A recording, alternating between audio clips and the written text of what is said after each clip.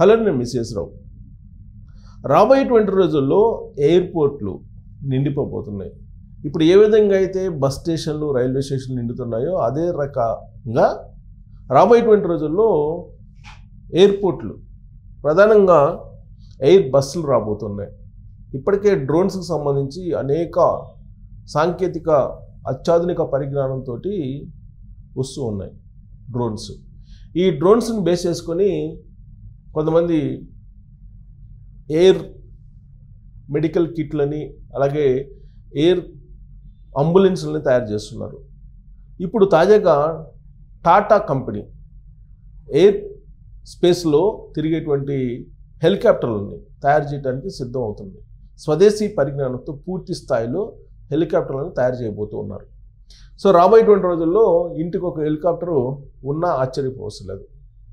కొన్ని దేశాల్లో ఇప్పటికే ప్రత్యేకమైనటువంటి విమానాలను కొనుగోలు తిరుగుతున్నటువంటి ఫ్యామిలీస్ కూడా ఉన్నాయి. భారతదేశానికి సంపదకు కొదవలేదు. ఈ విషయాన్ని నేను చెప్పడం కాదు, అమెరికా అధ్యక్షుడు ట్రంపే ఇటీవల కాలంలో నరేంద్ర మోడీ గారు అమెరికా టూర్ వెళ్ళినప్పుడు చెప్పినటువంటి మాట. హైదరాబాద్లోనే తీసుకుంటే, లేదా ఆంధ్రప్రదేశ్లో విజయవాడ లేదా విశాఖపట్నం ఇలాంటి సిటీస్లో తీసుకుంటే కనుక 5-6 కోట్ల రూపాయలు పెట్టి కార్లు కొనేటువంటి వాళ్ళు చాలామంది ఉన్నారు. కాబట్టి హెలికాప్టర్లని కొనేటువంటి వాళ్ళ సంఖ్య కూడా రాబోయేటువంటి రోజుల్లో పెరిగే అవకాశం ఉంది. కారణం, ఏడాదికి కుబేర్ల సంఖ్య పెరుగుతూ ఉంది.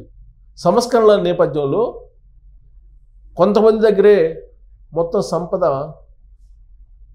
పోగుపడుతూ ఉంది.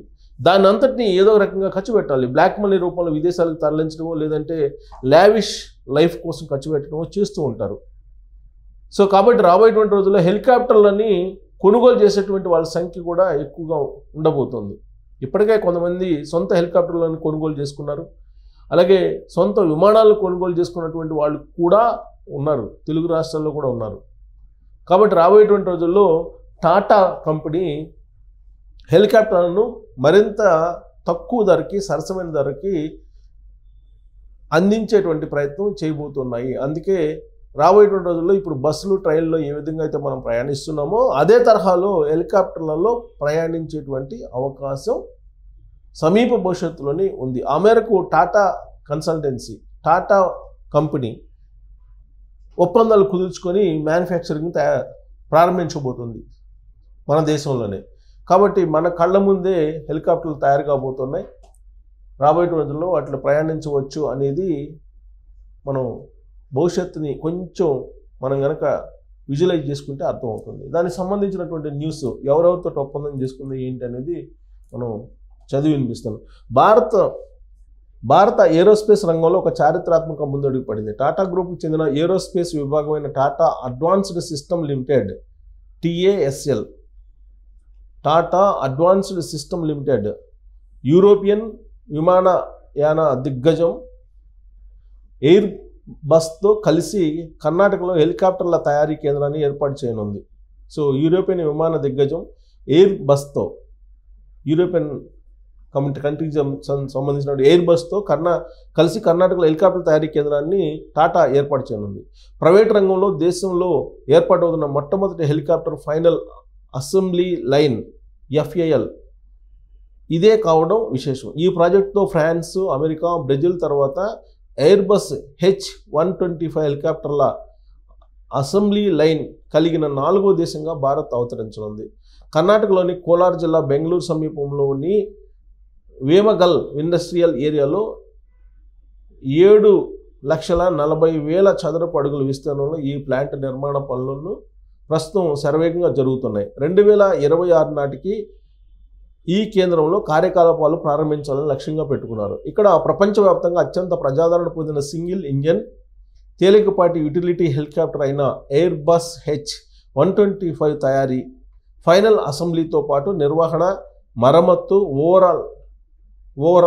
ఓవర్హాల్ HRO అంటారు కార్యకలాపాలు కూడా చేపట్టున్నారు. ప్రాథమికంగా ఏడాదికి 10 హెలికాప్టర్లను ఉత్పత్తి చేయాలని, రాబోయే 2 దశాబ్దాల్లో ఆసియా పసిఫిక్ రీజియన్లో 500కు పైగా H125 శ్రేణి హెలికాప్టర్లకు డిమాండ్ ఉంటుందన్న అంచనాల నేపథ్యంలో ఉత్పత్తి సామర్థ్యాన్ని పెంచాలని యోచిస్తున్నారు. ఈ ప్రాజెక్టుపై కర్ణాటక పరిశ్రమల శాఖ మంత్రి ఎంబి పాటిల్ హర్షం వ్యక్తం చేశారు. ఇది చారిత్రాత్మక మైలురాయి, భారతదేశపు మొట్టమొదటి ప్రైవేట్ రంగ హెలికాప్టర్ ప్లాంట్ ఇది అని అన్నారు. దేశం ఏరోస్పేస్ రక్షణ రంగ ఉత్పత్తుల్లో కర్ణాటక ఇప్పటికే 65% వాటాతో అగ్రస్థానంలో ఉందని, ప్రపంచవ్యాప్తంగా ఈ రంగంలో 3వ స్థానంలో ఉందని ఆయన గుర్తు చేశారు. ప్రధానమంత్రి నరేంద్ర మోడీ ప్రతిష్టాత్మకంగా చేపట్టిన మేక్ ఇన్ ఇండియా కార్యక్రమానికి ఈ ప్లాంట్ ఏర్పాటు మరింత ఊతమివ్వనుంది. దీనివల్ల దేశీయ ఏరోస్పేస్ తయారీ రంగం బలోపేతం కావడంతో పాటు నైపుణ్యం కలిగిన అనేక మందికి ఉపాధి అవకాశాలు లభిస్తాయి. ఏరోస్పేస్ రాజధానిగా కర్ణాటక ఖ్యాతి మరింత ఇనుమడించనుంది. హెలికాప్టర్ల అసెంబ్లీతో పాటు ఈ కేంద్రంలో అత్యాధునిక ఏవియానిక్స్, మిషన్ సిస్టమ్స్, డైనమిక్ కాంపోనెంట్స్ను కూడా అనుసంధానించనున్నారు. దీంతో ఈ ప్రాంతానికి సరికొత్త ఏరోస్పేస్ ఇంజనీరింగ్ పరిజ్ఞానం అందుబాటులో రానుంది. సో మొత్తం మీద టాటా గ్రూపు యూరోపియన్ కంట్రీస్ తోటి ఒప్పందాలు కుదుర్చుకుంది. ప్రస్తుతం 2026 అంటే మరొక 2 సంవత్సరాల్లోనే మనకి ఇండియాలో తయారయ్యేటువంటి H125 అనేటువంటి హెలికాప్టర్ మన ముందుకు రాబోతోంది. రాబోయేటువంటి రోజుల్లో దీని డిమాండ్ మరింత పెరిగేటువంటి అవకాశం ఉంది అని అంటున్నారు. ఏడాదికి 10 తయారు చేసేటువంటి దాన్ని ఇప్పుడు ప్లాంట్ డిజైన్ చేశారు. రాబోయే 2 దశాబ్దాల్లో ఏడాదికి 500 హెలికాప్టర్ల డిమాండ్ ఉండేటువంటి అవకాశం ఉంది. కాబట్టి ఆ దిశగా ప్లాంట్ని విస్తరింపజేయడానికి కూడా ఏర్పాట్లు చేశారు.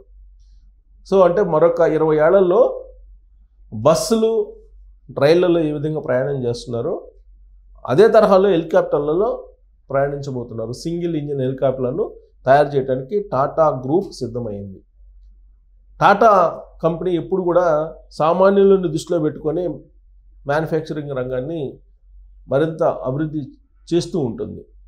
ప్రస్తుతానికైతే కాస్ట్లీ అనిపించినప్పటికీ రాబోయేటువంటి రోజుల్లో అందరికీ అందుబాటులో ఉండేలాగా దాని డిజైన్ని మార్చి, దాని తయారీని కూడా మార్చి టాటా ప్రయత్నం చేస్తుంది అని చెప్పి ఆ కంపెనీ ప్రొఫైల్ మనం గుర్తు చేసుకుంటే కనుక అర్థమవుతుంది. సో ఓవరాల్గా ఏంటంటే మనం హెలికాప్టర్లో తిరిగే రోజులు ఎన్నో సంవత్సరాలు లేవు. ఖచ్చితంగా మన హెలికాప్టర్లలో తిరగగలము. ఇంటికి ఒక హెలికాప్టర్ రాబోయేటువంటి రోజుల్లో ఉన్నా ఆశ్చర్యపోవడం లేదు. సో మరి దీని మీద టాటా కన్సల్ట్ చేసుకున్న ఒప్పందం మీద మీ అభిప్రాయం ఏంటి అనేది తెలియజేయచ్చు. Thank you.